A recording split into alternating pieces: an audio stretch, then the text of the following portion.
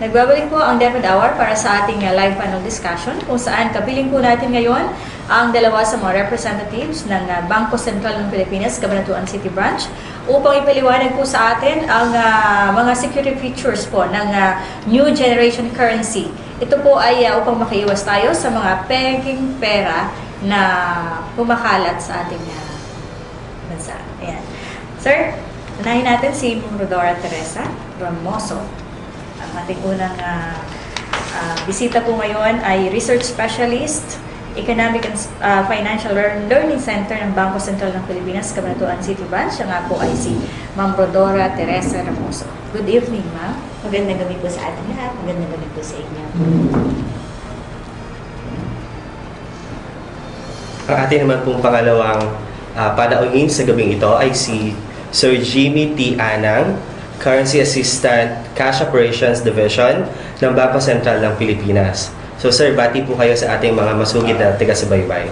Magandang gabi po sa ating lahat at binabati ko po lahat na nanonood at nakikinig po ito sa ating programa. Ayan. So, hindi po naringan lang mga pagbati. Ngayon, sir, ang tulad po ng ating nabanggit kanina, ang ating pong pag-uusapan ngayon, mga kaibigan, ay tungkol sa security features ng new generation currency o yun nga pong tinatawag nilang NGC. So, ngayon, sir, alamin natin ano-ano nga ba itong mga security features na to para makaiwas tayo na tumanggap ng mga peking pera sa ating pagninegosyo. Sir. So, Ma'am Jane, hindi lingid sa ating kaalaman na sa bansa po natin ngayon, nagsisirculate na yung mga peking pera. Yes. So, alamin po natin ngayon sa ating mga bisita, paano po ba natin ma-differentiate yung genuine at saka yung fake na pera? Yes, yun nga, sir. So, tanungin na po natin si Ma'am Rodora Teresa Ramoso. Maraming salamat po dun sa katanungan nyo. Tama po yun. Sa dami po kasi nang nagsisirculate ngayon na counterfeit money, ito po ay isang advokasya ng Bangko Sentral ng Pilipinas na ipaalam sa publiko kung paano man natin mapoprotektahan ang ating sarili laban sa itong ating mga counterfeit na money na umiikot. So, doon po sa ating bagong disenyo ng pera o ang tinatawag nating new generation currency, marami po tayong level 1 security features. Anong po ba yung ibig sabihin ng level 1? Level 1 security features po, ito po yung mga features na hindi natin kailangan ng special instrument o kahit na anong instrumento upang makita natin yung mga features na natatagpuan sa ating pera. So, meron po tayong siyam. Una ko pong i-discuss is yung unang 5, which is yung embossed print, asymmetrical serial number, watermark, security thread, at saka yung ating security fibers. So, ano-ano po ba yung mga ito? Yung pong ating embossed print, isa po ito sa pinakamadaling makita na security feature. Para po sa ating mga host, bibigyan ko po sila ng sample ng ating new generation currency upang makasabay po sila sa atin, sa ating pagtatalakay ng ating public level security features. So, kung mapapansin po natin ang ating pera, meron po tayong writing na Republika ng Pilipinas at yung pong kung magkano o value ng ating pera. Dito po sa aking hawak-hawak, ito po ay yung 20 piso nakalagay sa ilalim. Okay. So, kung yes, masabal lang. Siguro, bigyan natin ng pagkakataon ng ating mga manonood para makapaglabas sila ng kanilang mga pera. Yan, importante po yan. Para masabayan nila tayo. Masabayan nila tinitingnan tayo. natin at in-explain nyo naman po sa amin yung mga security features na ito. Ayan. So, mga kaibigan, i-discuss po sa atin ni Ma'am Ramoso yung siyam po sa mga security features na tinatawag para po ma-distinguish natin kung ang pera po ba na ating tinatanggap ay peke o hindi. So, siguro po, meron na kayong nakahandang mga pera dyan, ha? Tingnan nyo na po isa-isa at alamin po natin kung ano-ano nga po ba ito. Ano, sir? So, inuulit ko po, magsisimula po tayo dito sa physical na disenyo ng ating pera, yung pong nakasulat na Republika ng Pilipinas at yung pong nasa ilalim na halaga ng ating pera. Kapag ito po ay sinalat natin, mararamdaman natin na siya ay naka-emboss o medyo magaspang kung hihipuin. Maging po ang pirma ng ating Pangulo at ang pirma ng gobernador ng Bangko Sentral, ang head ng Bangko Sentral na si Governor Tetangco. So, kung hipuin po natin siya, magaspang siya to the touch. So, ito po ay isang paraan upang malaman natin na ang pera natin ay hindi counterfeit. Kasi meron po tayong mga letters na naka-raise at magaspang kung ito po ay hihipuin natin. Ang isa pa pong lugar na kung saan natin malalaman na rough to the touch ang ating pera ay dito po sa tinatawag naming value panel o yung kung magkano sa numero yung pera natin. So dito po 20 ang nakalagay, 20. Pag po hinipo natin itong parte na to, magaspang po siya. So kung nakita na po natin lahat yon, maybe we can proceed to the next one, which is called the asymmetric serial number. Ang salitang asymmetric po, ang ibig sabihin po niya ay papalaki. So, dito po sa ating pera, mapapansin natin, meron po tayong mga serial number dito sa kaliwa, medyo taas na bahagi, at kanan, medyo babang bahagi ng pera natin. Makakakita po tayo ng series ng letters and numbers. Unang-una po natin kailangan tandaan, tingnan po natin kung pareho sila. Yung numero sa baba at yung numero sa taas. So, kung ito po ay pareho, ang susunod po nating titingnan ay yung itsura ng font. Ito po ba ay magkakapantay o papalaki? Dito po sa ating bagong disenyo ng pera, siya po ay papalaki. Ang font po na to na ginagamit o yung uri ng pansulat na ginagamit ay exclusive lamang sa Bangko Sentral ng Pilipinas at sa ating pera. So, hindi niyo po makikita itong font na to kahit nasaan. Hindi po ito downloadable sa computer. So, makikita lang po natin to exclusive for our currency. So, yan po yung tinatawag na asymmetric serial number. Again po, papalaki po siya. Ayan. At unlike po dun sa value ng pera, ito po ay hindi rough to the touch. Hindi po. Pati po siya halos ng papel. Hindi po siya nakaangat sa papel. So, madulas po siya. Yung pong ating pangatlong security feature, ito po yung madalas nating makitang ginagamit ng mga kahera natin o yung mga cash handlers natin. Tinatawag po itong watermark. Yung watermark po, kung itataas nyo po sa ilaw ang ating pera, sa gawing kanang bahagi, may makikita po kayo ditong muka. Kapareho po ito nung muka nung bayani na nakadrawing sa pera ninyo.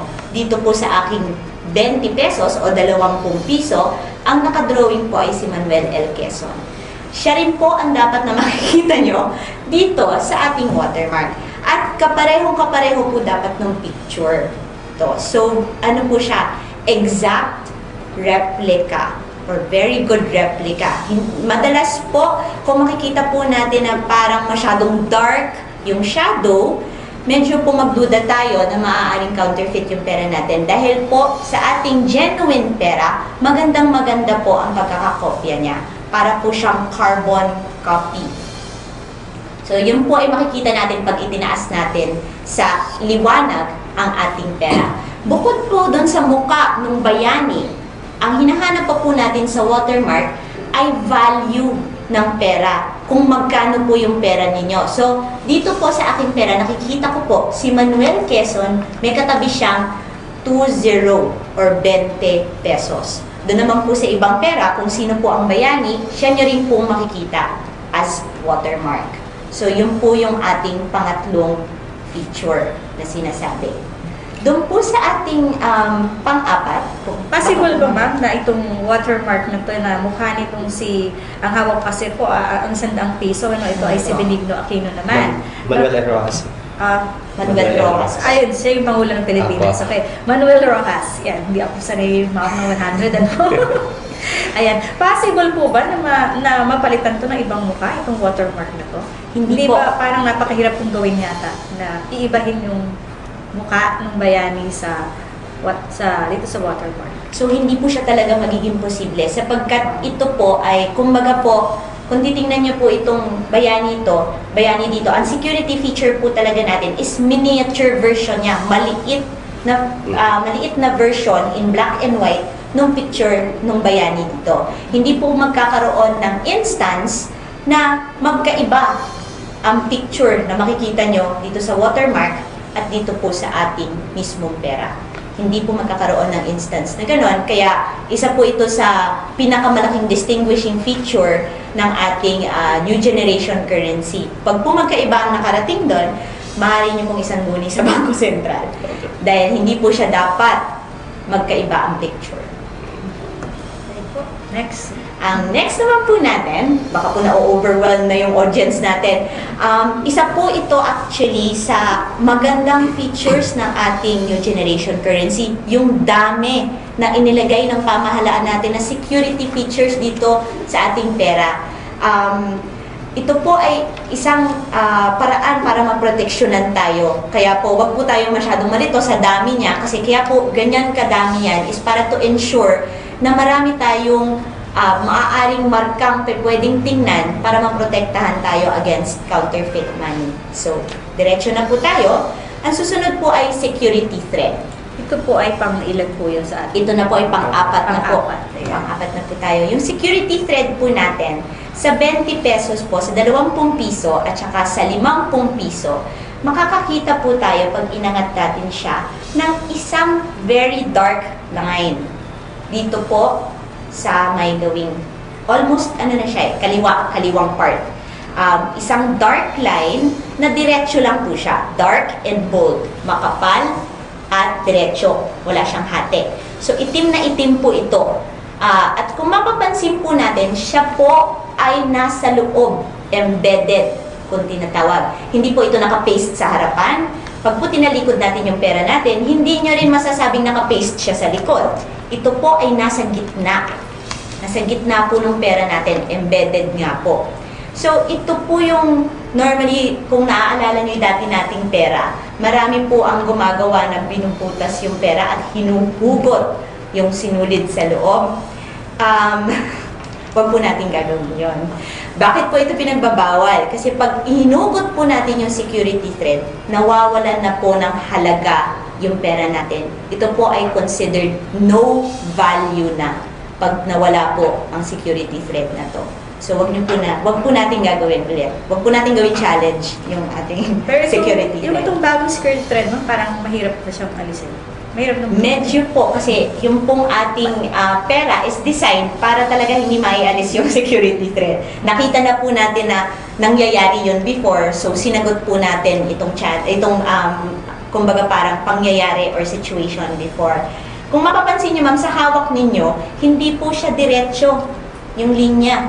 Kasi po, ang hawak nyo po ay 100. Yung ating pong 100 piso hanggang 1,000 piso, iba po ang security thread niya. Siya po ay windowed panel. Square-square po ang nasa harapan niya.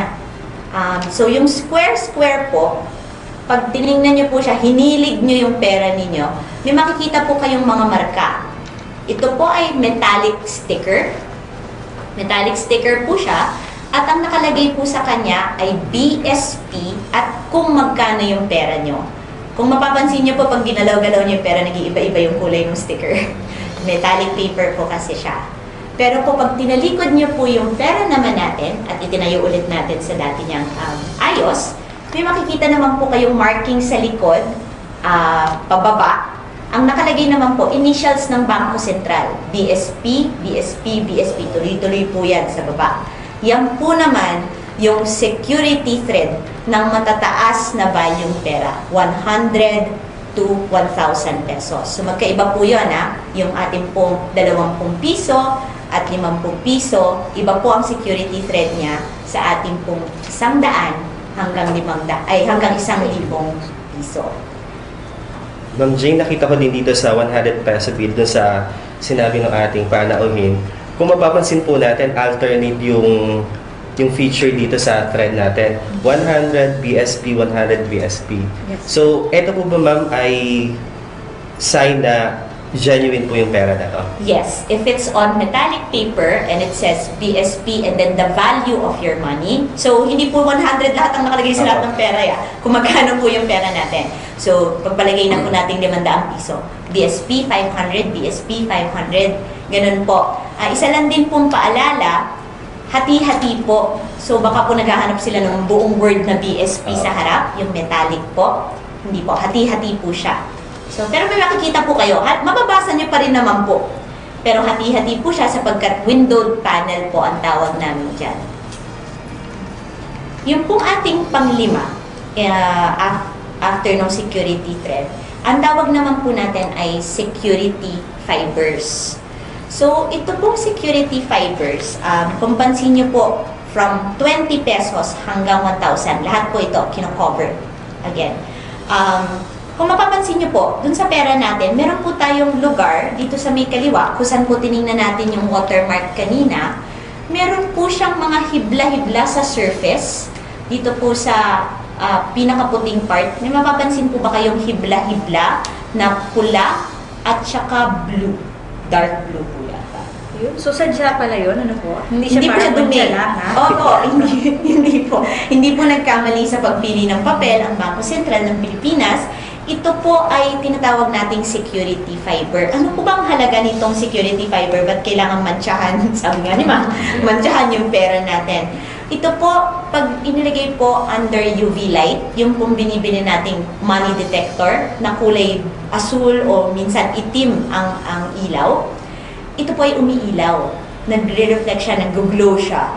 So, ito po ay isang mahalagang feature sapagkat hindi po ito madaling ma-counterfeit. Ito po ay built-in sa paper natin at talagang itinalaga dyan upang siya ay maging security paper na tinatawag. Question, ma'am. Yes, ma'am. Yung design value ng pera, pare-pareho lang din yung posisyon ng mga security fibers? Hindi po. Okay. Kalat po siya. Iba-iba rin. Opo. Ito po ay built-in sa papel na ginagamit natin. So talagang siya ay randomly sabog. Pero actually po ako nagagandahan sa kanya pag nilagay niyo po sa ilalim ng light, para po siyang nag-glow po siya lahat as iba-iba ang kulay niya. So yun po ang mapapansin natin. Pero hindi naman po ibig sabihin kailangan natin ng instrument.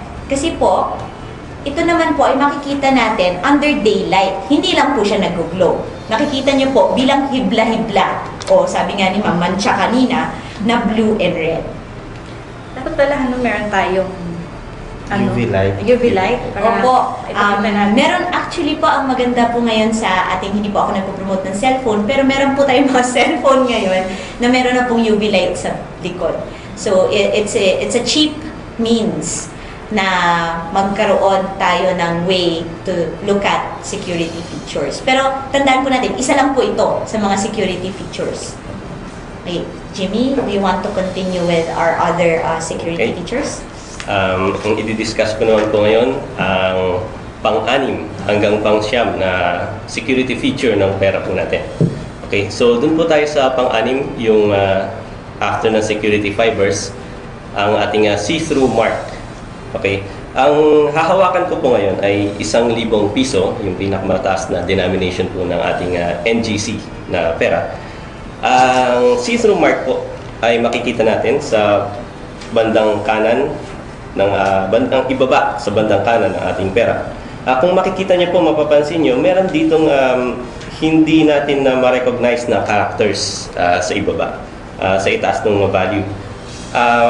Pag itinalikod naman natin ng ating pera sa bandang kanan din, meron ding mga nakadrawing dito na hindi natin ma-distinguish. Pero kung itataas natin ang ating pera sa liwanag, katulad na sinabi ni Ms. Tessa kanina, mabubuo po ang symbol o yung drawing ng characters. At ito po ang sinisimbolize nito, yung salitang Pilipino. Nakasulat po yung salitang Pilipino sa alibata o sa salitang baybayin, yung salita natin, sinaunang alpabeto natin.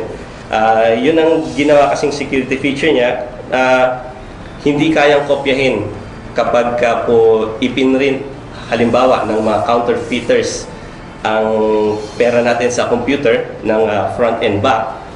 Ang security feature po ng alibata nito, pantay na pantay po sila pagka tingnan natin sa ilaw.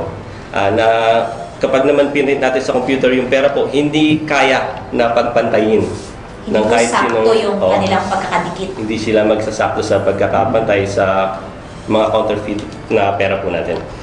Okay. So, susunod po natin yung ating concealed value o yung nakatagong halaga dun sa ating pera.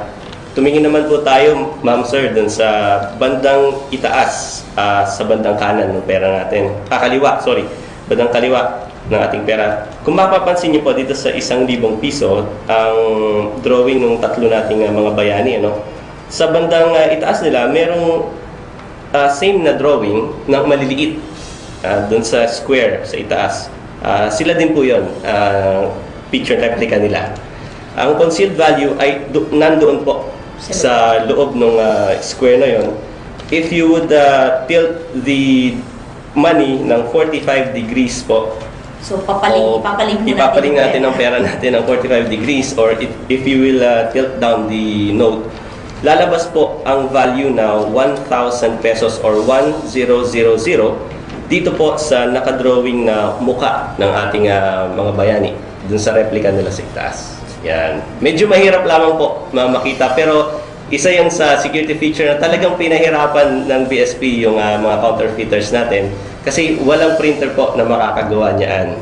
Walang printer na kayang i-replicate yung concealed value. Po.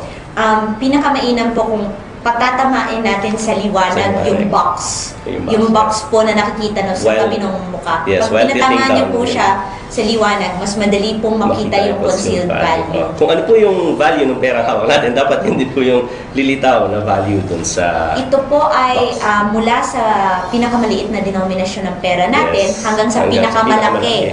Meron po siya. Okay. Ang pagkakasulat po ay ano ba yung horizontal? Pahalang. Paganyan po ang pagkakasulat niya. So, ang makikita ko po dito, dapat ay 5-0. Sa 50 pesos. Hanggang sa 50 pesos. Dahil po, 50 piso ang hawak ko. So, again po, pinapaalala ko lang, ito po ay present sa lahat ng denominasyon. Okay. Since nabanggit niyo, sir, na walang printer na pwedeng gumawa nito. Yes, ma'am. Siguro sa siyam na security features, ito yung isa sa pinakamahalagang tingnan, unang-unang tingnan ng ating mga bibigyan ko lang po kayo ng tip. Sa nakakita na po kasi bilang currency assistant sa Bangko Sentral, nakakita na po ako ng counterfeit na NGC. Hindi naman sa tinatakot natin, binibigyan lang natin ng tip ng paalala yung mga manonood natin na sa counterfeit na pera, ma'am, napaka-obvious. Nakikita nyo agad yung denomination na 1000 dun sa fake na pera. Doon po sa concealed value. Yung dapat na concealed value ay napaka-obvious dun sa fake na pera. So hindi kayo kailangan maghirap para hanapin. siya. Samantalang sa totoong pera, naka-conceal siya. Naka-conceal talaga siya na you have to tilt down the money before you see the concealed value. Ganun po. So yun ang isang tip natin sa mga pan. Okay. Maaari na po ba tayo lumipat sa... Magbabalik po tayo, mga kaibigan, para sa ilan pang babanggitin natin na security features ng ating new generation currency. Mamaya-maya po, pakalipas lamang ilang mga paalala.